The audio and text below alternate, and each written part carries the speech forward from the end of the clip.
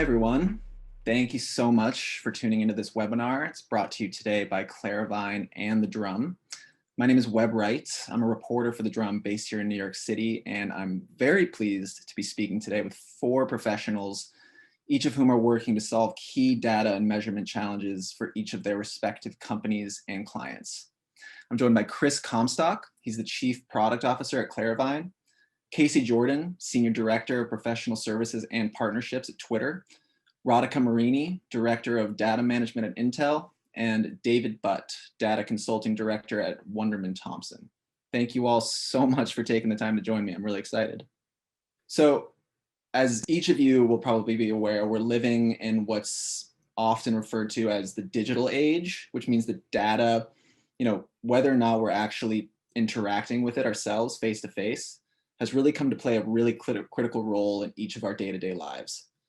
And on the brand side of things, that means that many companies have really suddenly found themselves in the position of having to gather and manage and measure just huge amounts of data, which can often be a significant challenge, especially if that company has a large global team, and particularly when you take into account the fact that we're living in this uniquely challenging moment in history when entire industries really are having to transition increasingly into a digital space as a consequence of the pandemic.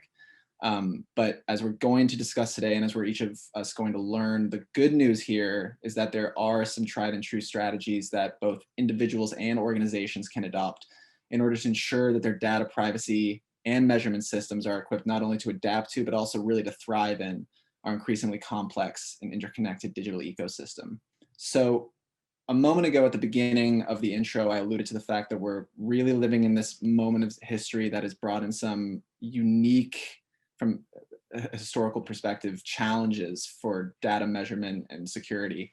But I would really love to hone in on some specifics if I could. And so as a way to get started, I'm going to ask you all, what are some of the most pressing challenges related to data privacy and measurement that brands are currently facing? So kind of, where to start, because there's no shortage really of challenges and changes specific to measurement. We're just really in a much different privacy climate than we used to be. It used to be that as long as marketers and platforms provided consumers with a clear notice of database targeting practices and then a choice for opting out of those practices, you were good, and marketers were good. But over the last several years, government regulations like GDPR in Europe and CCPA in California, for example, have put privacy settings much more proactively in the hands of consumers. And now, recently, the entities that own the app stores and the browsers are taking a much heavier-handed approach to privacy management for consumers, and one that is essentially, opt-in to personalized advertising, which is so important to marketers. And so the challenge is that this really disrupts the behind-the-scenes mechanics of, almost all kinds of digital ads, whether that be within, the traditional web or the mobile app ecosystem.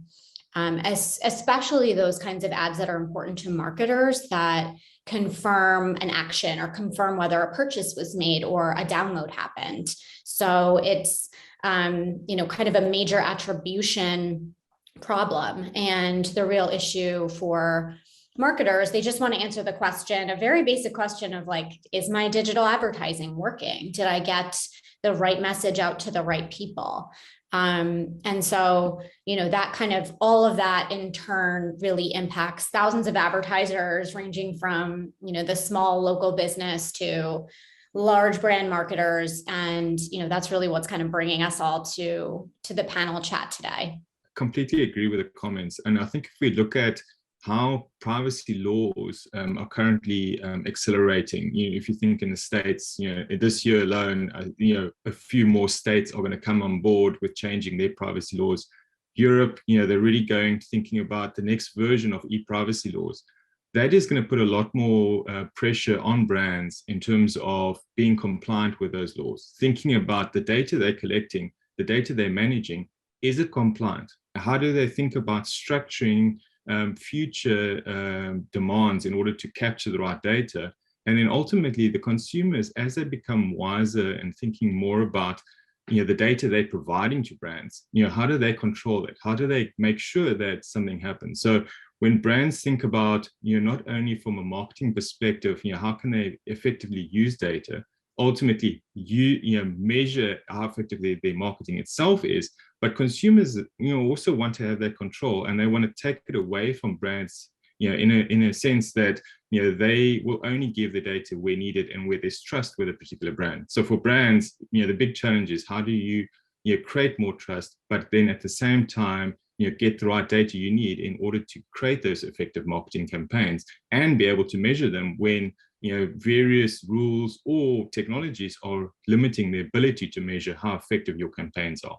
Yeah, I think it's a fascinating time, I think, for all of us, right? In the sense of ad tech and marketing have all relied on cookies and mobile IDs. And so we talk about privacy, and I know Apple says it's, privacy is at the center of what they're making a change to, but I think everyone, has been pushing and kicking this can down the road to actually change. And so I think it's fascinating that we work with our customers that they're actually being forced to change. And so for us, when we start to see, we talk about this quite often of, what is changing from a measurement perspective and how do you go about that change? When I start seeing CFOs blame their earnings miss on Apple and privacy changes, I think that's the final, like, it's actually impacting folks instead of just waiting for moving to whatever ID, whether that be Chrome or even Android, to just shift spend. It takes a big effort to actually understand what's working when you don't have that observation. So I think for most customers, it's how do you adapt to that? How do you change? How do you create alignment,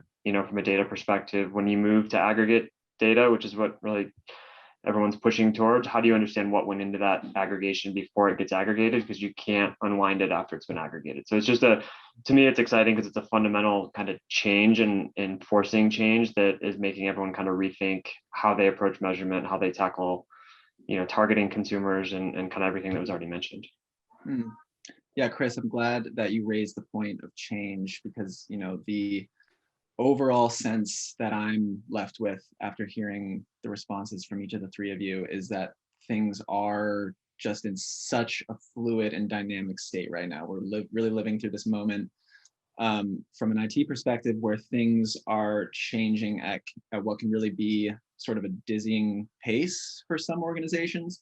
And, it's also the fact that this is just a truism of life, but also for business, that you have to really be able to adapt and change in order to survive into the future. So having said that, Radhika, I'm hoping to hear your thoughts now. How can brands actually reprioritize and adapt in order to overcome some of the challenges that we've been discussing?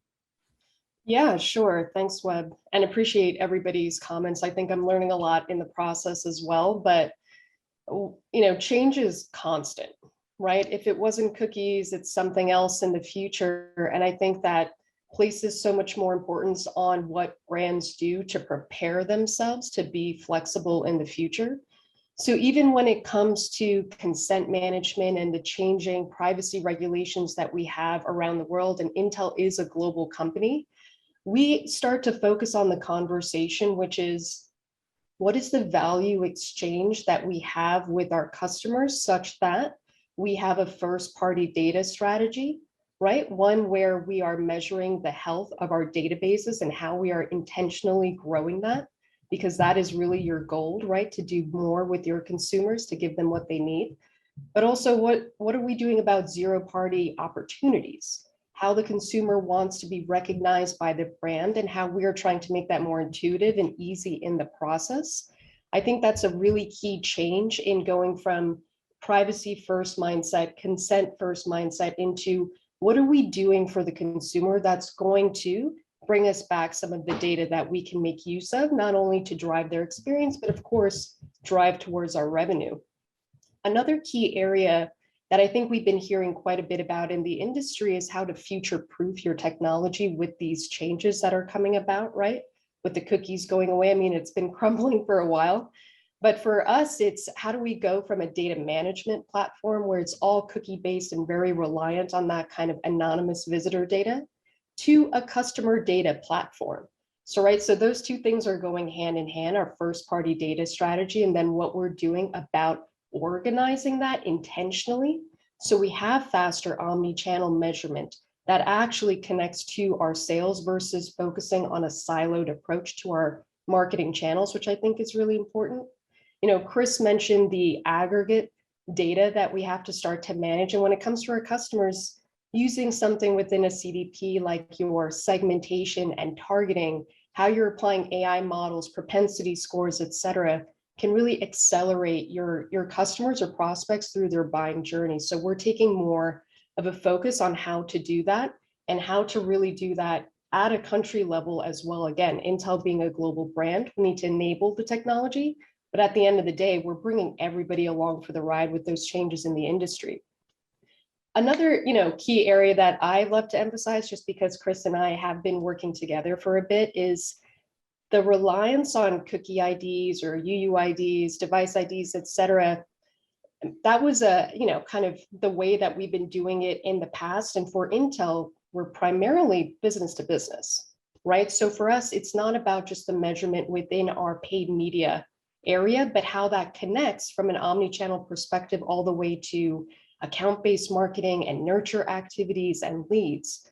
So for us, that is across all of the digital experiences. So taxonomy and metadata management is so critical to that and starts to move the reliance away from your cookies and those device IDs to something that is a bit more tangible. And I have to say, a big learning opportunity that we have here on the brand side is how using that kind of taxonomy and metadata management can connect us to content, right? Experiences, customer data, product data, et cetera. So we're having more impactful stories about marketing or digital marketing measurement and effectiveness all the way up to our CFO, which has typically been really hard to do from a silo perspective. So, outside of those three key areas, value exchange, future proofing our technology, and taxonomy, we're also thinking about how we organize differently. I mean, we're on the client side. We're no longer going to be thinking about channel by channel or keeping data strategy on the back end within a different team or within IT. We all need to come together with a shared goal of how we do right for the customer and measure effectiveness across the entire journey.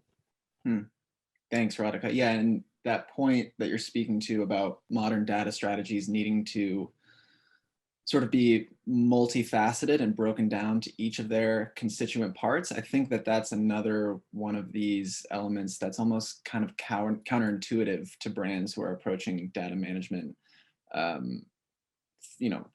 for the first time, really, is that phrase data strategy can sort of feel monolithic, as if it's kind of a one size fits all sort of approach.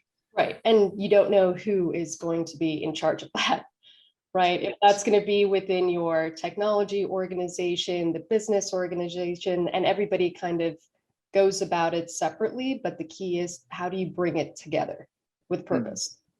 Yeah, so it sounds like there needs to be a nuanced approach to each business model. And, to your point about this necessarily not being a monolithic sort of a concept and approach, I think it's important to bear in mind that each of the data strategies for an organization, or each data strategy for any organization, is going to be comprised of many parts. And I want to take a bit of a closer look about how a strategy can actually be developed within a data landscape that's, as we've been saying, really changing and evolving really rapidly. So Chris and David, if you wouldn't mind, I have a two-part question for you, actually. I'm curious to hear your thoughts about how this changing data landscape that we've been discussing, and I want to take in a few specific things into account, things like cohorts, HET, clean rooms, and topics, from the observation, view and click, to an aggregate data management perspective. What effect does that transition have on a data strategy? And if it's not too much to ask, I'll just throw that second part of the question in there too. Where should brands actually start when they're setting out to develop their own data strategy? I think we hear these terms and you read about, ATT, clean rooms, cohorts, Google Topics now instead of Flock, right? And we get asked a lot, where do you start, right? What does that mean? Because it's all, very specific. For us, I think it's fascinating that what's old is new again. Like contextual targeting seems to be the rage again, which you thought it was going to die and it's back. I think the biggest change that we see with all of this, I think Radhika mentioned it, is it's got to start with a culture change, right? Internally at your organization, you have to rethink how you prioritize data, how you trust aggregate data. I think for so long, for 15, 20 years, we've all said, if we saw someone do something, we can trust that they're engaged, they're interested, they saw an ad, that all of that was based on user IDs. And I think when you move to an aggregate data, there has to be trust in that aggregate that is driving revenue. But what goes into to build that trust is ultimately moving from an observation model, if you will, to more experimentation, which I think in the B2B space, you don't know who's looking at things and you're connecting to content. And so we're seeing more and more interest in what was the creative message, and did someone get exposed, and doing more experimentation and see if that had an actual impact on revenue. But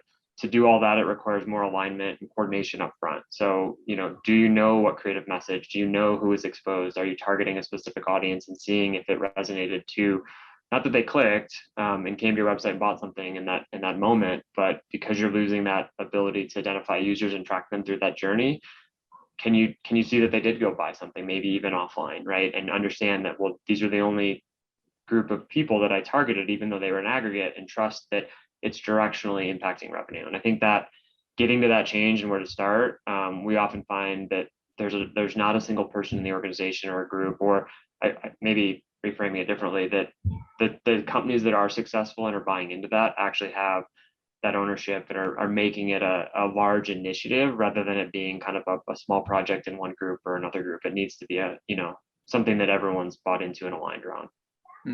Yeah, thanks, Chris. I definitely want to come back to that subject. Well, actually, two subjects, both of trust and the necessity of having to actually begin with culture change within a company.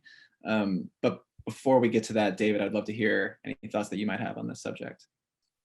Yep, definitely. And I think sort of Radhika and Chris kind of, they touched on very good points there. Overall, if you think about the sort of move from data management platforms to CDPs, etc., those are all trying to get closer to the identity of the customer or the consumer, to know who they are as an individual. What are the traits? What are the behaviors? What are the emotions, etc., associated with the interactions with a brand? And DMPs had the flaw that it was purely based off of sort of inferred browsing of sites and didn't really have that much value. Whereas as you get closer to identity, you obviously get to understand, and it's a declared mechanism from the consumers that provide you information. But that in itself has a much bigger impact on data, because you have to then think about how are you managing this data, because first party data, zero party data, that data that's declared has got a much bigger impact on privacy and security at the end of the day, because you have to then think about where does it sit, who can manage it, who can access it. And it then becomes much more of an organizational or area that needs to be thought about. So you can't just think of one team that has to control the data. Everyone has to think about it, because how you collect that data into a platform, how you manage it, how you distribute it, how you share it, that all needs to be brought together. And ultimately, that if you think about it organization-wide, that is a culture change. You've got to think about how you think about data, how you manage it. And then that does come back to having a proper data strategy, and everyone aligned in the organization on their data strategy, thinking about using the data, using the technology to bring it together, thinking about your strategies of using the data, and the compliance and governance that has to control all of that. Yeah, I'm personally really struck by this recurring mention of words like transparency and trust. As a reporter who's been spending so much time covering what I've just been broadly calling the Web3 movement, like those seem to be foundational principles to those new technologies. And it's really interesting to see how that's sort of an inevitable shift in the direction of data flow and technology more generally that we're seeing, and really fascinating to think about the implications there for not only for privacy, but also for culture within organizations. And speaking of culture, you know, one of the important considerations that a lot of brands obviously have is developing a harmonious relationship with an agency, one that will endure over time, where there's a lot of trust there, a lot of overlap and you know, guiding purpose. So I'll field this question to three people. I'm gonna ask David, Radhika, and Chris. I'm hoping that each of you could speak a bit to the role that data actually plays in shaping that relationship between a brand and an agency right now.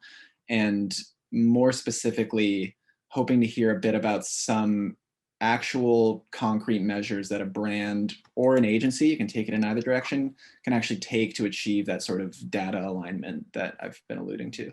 I'm going to carry on with the topic of trust. And I think this, you know, for both brands, agencies, you know, agencies are a lot of times the executioner, or they do the execution of, you know, sort of the brand's strategies. You know, they create the campaigns, etc. You know, and they also sometimes become the custodians of data. You know, they can collect it through the campaigns they're running. You know, they think about, you know, the mechanisms for capturing data, you know, how they provide it back to the brand. Also, the brand then has the onus of providing the agencies with data so that they can more effectively create campaigns off it. If you think about, you know, you want to go in instead of take CRM data, you want to go and activate it in media. You know, you need to think about the, you know, sort of how the data is connected, how you're using it at the end of the day. So therefore, trust becomes very important, because you've got to trust that the data is of a good quality, data is being managed on both sides of the body, and you know, you think about, you know, the consumer, are they being taken into account, you know, in terms of how you're collecting that data. You know, so therefore, you know, sort of agencies require data, but they've also got a very big need to both share their data back to brands, make sure that they get it the right quality and it's usable at the end of the day. But then that also has an impact on measurement. Make sure that you can effectively measure, effectively use that data to constantly improve the campaigns that you're doing, and that you only can do with actually having proper data sharing in place across the brands and agencies. Yeah, so I agree with what David's saying. And Webb, you know, you mentioned the word relationship, and that's exactly what it's meant to be. It's not meant to be one-sided, where one party has all of the power, or you're creating dependency because you have all of the data. So for instance, you know, as we're working with our media agency, that media data is something that they know more about, right? They know how to go collect it if we're using more than 30 plus platforms across the world. That's not something that is feasibly easy for a brand to manage and connect to internally. However, there is a great opportunity for the brand and the agency to really understand like what data would be useful for the brand to own, and therefore connect to the rest of basically the funnel, right down to the sale. And especially again, for a B2B mostly brand, we're not selling anything on our website. So when you're driving media to our website, there is then the journey that happens, that a brand owns that kind of responsibility to share what's happening back to the agency. So it's informing the global strategy, et cetera. If we're kind of keeping those conversations separate, then we're never going to be able to truly understand the effectiveness of those upper funnel marketing efforts right through. So for instance, you know, I talked about earlier, having that value exchange with the consumer. It's also a value exchange in this relationship between a brand and an agency.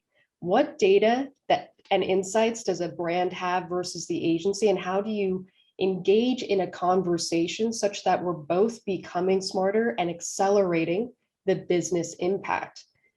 David also mentioned data quality, right? So I mentioned before about taxonomy and making sure that we have cleaner data that we are able to connect together when we're trying to measure effectiveness. So we count on our agency to apply that taxonomy, keep it clean. So when we do source it, we have the ability to connect it through .com, through email marketing, through leads, through sale, And then we do want to bring the agency into that conversation and show them what's happening. And I think that starts to become a really powerful partnership where the relationship is evolving.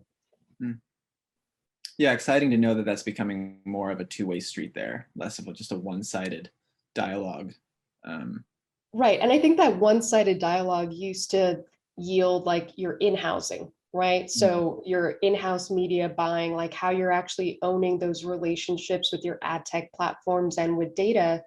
And that's all well and good, but that was in response to maybe opaque margins, right? From a trading desk, et cetera. But now I think we've evolved to the point where data is the critical element, not just the execution of the media buying, but how do we connect from a data perspective and have more impactful conversations about what to do with it. And the thing is, at the end of the day, it's a connected data ecosystem, being it media, CRM, social, across the board, data is a vital element that strings all of it together. And the customer or consumer at the end of the day, it's their journey that they follow through that. So, therefore brands and agencies have to work together to make sure the customer, at the end of the day, is represented and engaged in the right way, irrespective of where where their touch points are, for instance. Yeah, I definitely want to return to that point of data. As I mentioned earlier, even though it can sometimes feel a bit ethereal and intangible, it really does play this central organizing role in each of our lives and the lives of our companies. So I definitely want to get back to concretizing that a bit more. But before we move on, Chris, did you have anything you wanted to add to that?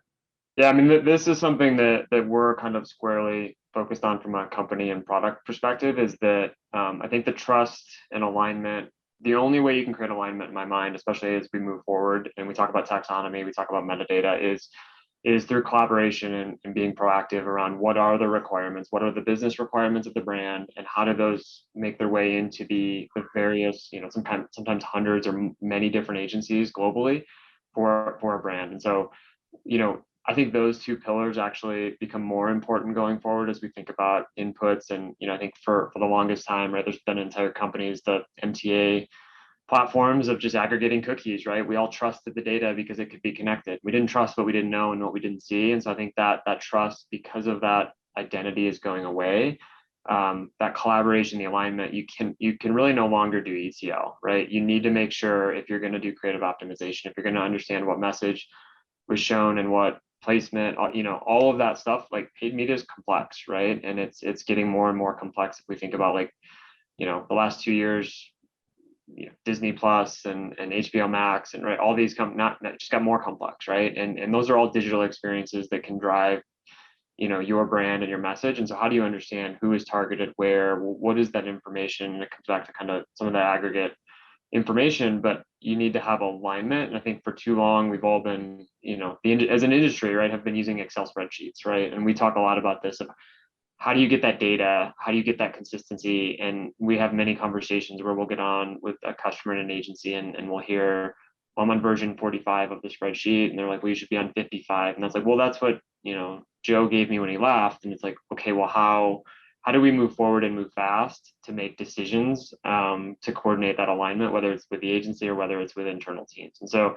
I think it's just one of those things that, for me, it's exciting because the change is causing people to rethink how they, use taxonomy, how they manage their data, how they create alignment across the organization. And I think before it's just been, we keep kicking the can down the road because we just rely on user IDs, and we had access to them. And now that they're going away, it's all kind of flipping things on its head. I swear that spreadsheet scenario that you're describing sounds uncannily like a stress dream that I've been having recently. So nice to know that that's been changing. Okay, I want to tie together all of these various threads that we've been touching on and hopefully conclude the conversation on what will be, again, a more concrete and actionable note.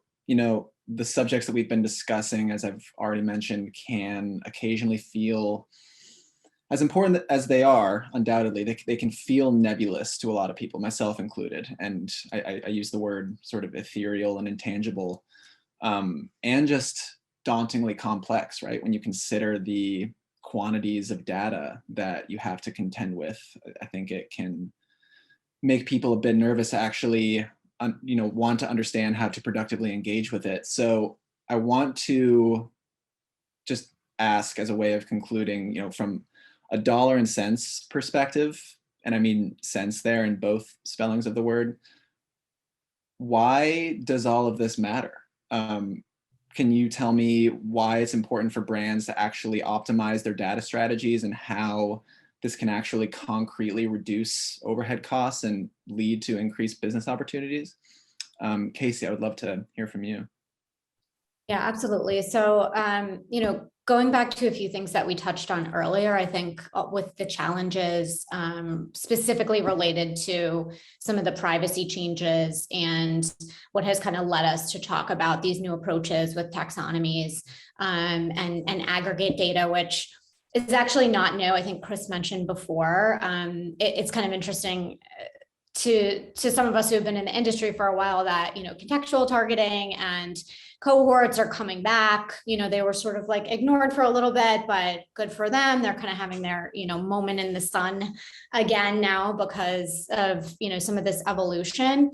And I think to even think about, what some of the actionable steps are, I think, we've been skirting around it a little bit, but it's really widely, thought of that these changes and some of these challenges are kind of strengthening the advertising prowess of some of the larger parties like Apple and Google, those that own the browsers, those that, own the app stores and also have an advertising business.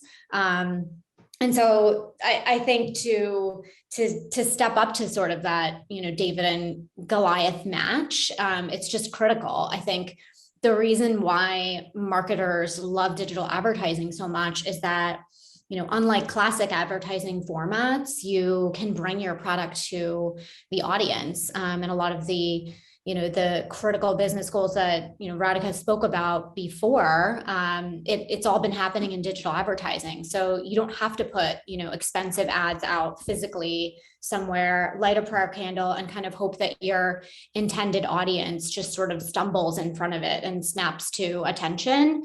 And that's why all this stuff is so critical, that we don't kind of regress and we don't go back to how things were before and erase kind of all the work that the industry has done over the last, decade or so. And so we kind of have to work with what we have and get creative. And a lot of the approaches specifically related to using the data that you have as a marketer, using that first party data.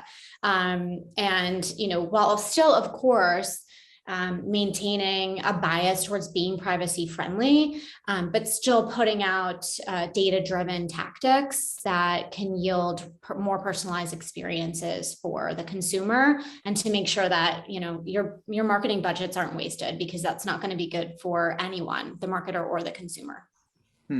Yeah, interesting that there's much more of a balance to be struck there between that sort of privacy and transparency that you're discussing.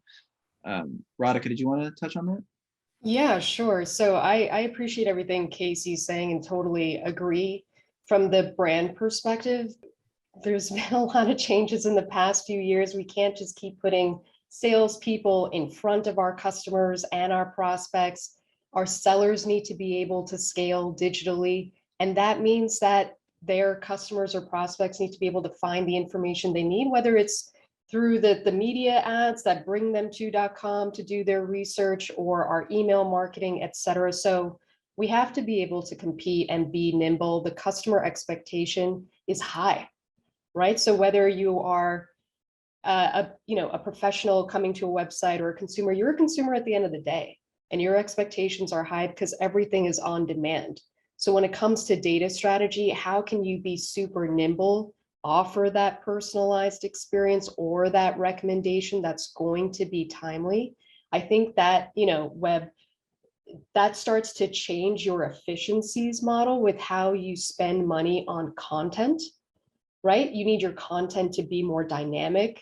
You need your content to be in fragments so you can group it together based on that experience and that digital touch point in the journey. So, the amount of money that you spend on content, there are efficiencies to be gained if you start to think about it differently.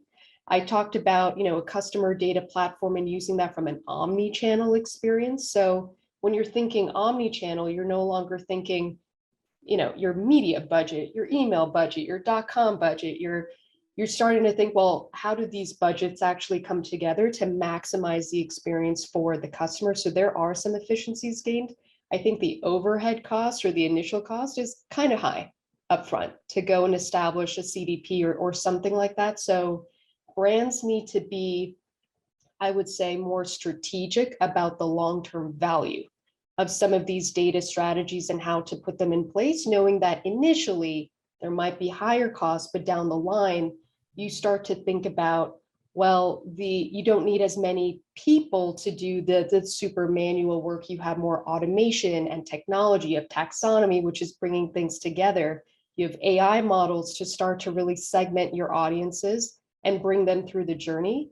And also data, if you're really talking about it within your organization, you can use that for insights and uncovering trends before it happens, right? A customer that's about to churn, well, go work with your seller and they can go speak to them. It doesn't always have to be a digital connection. So we're starting to think about it in many different ways, data as the oil to both power digital experiences and human experiences, which I think is a big change culturally for how you tackle the behemoth that is data, right, Webb? Like if you think about it more tangibly, data is not just for spreadsheets and putting it into a platform and then just seeing what comes out, but what actions are you going to take hand in hand with people? And I would just say, one thing that my team is really focused on internally, and I think Webb, you're kind of our prime candidate, but we think about people across our organization and those different personas of how they consume data, right? So whether you're a data scientist or a data analyst where you need data views or data cubes versus you needing something more like a dashboard or a report or insights, right? So we're kind of talking about data democratization and how we increase data literacy within our organization, because we can't just do it with technology. We've got to bring people along for the ride. And it's fascinating to think about the primacy of education there in, helping a team to be able to read and measure data and allowing that data to be able to unlock ROI in the future. And, also the point that you touched on about consumer expectations continuing to rise. I would expect that trend is just going to continue into the future. Like we can't expect that to plateau at any point. So I suppose that just as one last thought that I would love to clear up, Radhika, do you see data just continuing to become increasingly prolific in our lives as those consumer expectations continue to rise? I believe, prolific is one way to look at it, but I think about things a little bit more simply, I gotta say. So it's just have some focus. What are you intending to do with the data? And that's going to inform what strategy you have. You don't need all the data just to have it, right? Just to manage it, because that's inefficient. I don't have enough IT resources. I don't have as many team members, enough servers to kind of withstand that. So based on your use cases and being super focused about that, you start to really make this more digestible, something that's easier to really wrap your arms around, to say, I'm trying to progress people through the funnel. I'm trying to really understand content intelligence. Where should I be investing more versus less, shifting out, constant testing? So, for me, that also informs like what kind of data you're collecting, right? You don't need it all, but again, it comes back to that value exchange with your consumer to really understand what it is that they need. And then, okay, let's work backwards and understand what data I need to go and aggregate and manage and transform such that I can go deliver what they need. Because that's what matters at the end of the day, right? We're talking to our consumers and our customers. And Radhika, I love what you're saying there, and I think at the end of the day, data itself, more data doesn't necessarily mean it's better. You got to think about the right kind of data. Think about sort of how we're going to use it. You mentioned use cases, etc. But it really brands, agencies, etc. all need to think about exactly how we want to use that data. Think about when we're collecting the data. Is it what the consumer wants to collect, or is it only benefiting the brand? So really sort of thinking about where that value exchange is. we could probably bring in ethics into that. Like just because you're collecting something doesn't mean you have to collect it or it has value. So therefore, really think about it. And that at the end of the day, as you collect it, think about the stakeholders across the sort of value chain and how it will affect them. Just because you collected something, somewhere down the line, can a data science leverage it? Can a marketer leverage it? Who can actually leverage it and what can they use it for? And then that really should inform the data strategy. It's a fascinating, because we could collect the data everybody just did, and the cost of data storage in the cloud has gone down so much that everyone just said, we're just going to throw it over here and hope to use it one day, I feel like. And I just feel like that's changing, because even if you collect it now, if it can't be reassociated or joined to a user ID, like, I mean, again, everyone collecting log files and keeping them in perpetuity for the hope of one day using them or trying to figure out who that user was. I think it's just changing. So it's kind of a fascinating, which requires, I think, more of the strategy of what are we doing, what are we trying to solve, and how do we align the people to do that and move fast? Because even if you have all the data, I've heard from some of our customers, it could take 6 weeks or 2 months to generate results. And it's like, well, what good's that data if you can't use it, right? Like you're not moving fast enough to make decisions. The market could have changed, or that consumer might not be interested in whatever message they were interested in 2 months ago. Yeah, I'm glad that the point of the sort of ethics of all of this was raised. And, David, you mentioned that rather than trying to just collect as much data as possible for its own sake, it can be much more fruitful to be more mindful and intentional about the ways in which you use the data that you do have, and the way that you imply it, and the way that you communicate with your customers and clients as a result. I think that's a really helpful and honestly radically different way to think about the use of data, for a lot of people, especially for me. But listen, Chris, Casie, Radhika, and David, I'm mindful of everyone's time, and I'm really grateful to each of you for taking the time to join me on the webinar. I certainly have learned a lot, and it's helped me to grasp the sort of subjects that we've been discussing. And I think it will be comforting, honestly, to a lot of people to know that people have committed their careers to understanding these subjects and making the subjects more accessible to the rest of us. So thank you again for taking the time. I really enjoyed the conversation. I hope that everybody that's tuning in found the talk to be equally useful. And if anyone listening is curious to learn more about Claravine, check out claravine.com/platform. You can find out everything you need to know there. My name is Webb. I'm a reporter with The Drum, and thank you so much to each of our panelists and everyone who took the time to tune in.